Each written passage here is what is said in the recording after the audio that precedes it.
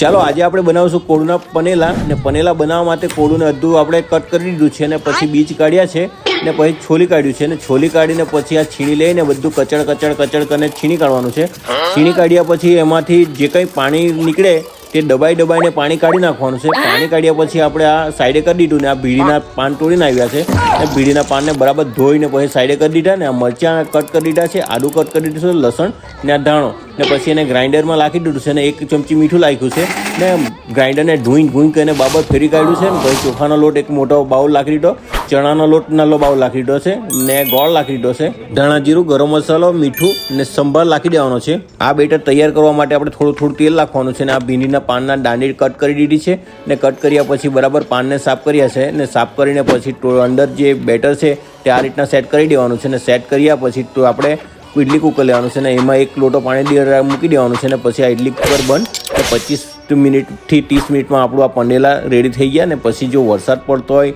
ને આ પંદેલા જો ગરમ ખાવાના હોય ને ખરેખર જબરજસ્ત મજા આવે ને જબરજસ્ત ટેસ્ટ લાગ્યો અને તમને આ વિડીયો ગમ્યો તો લાઈક ને ફોલો જરૂર કરજો આપણા વિડીયોને।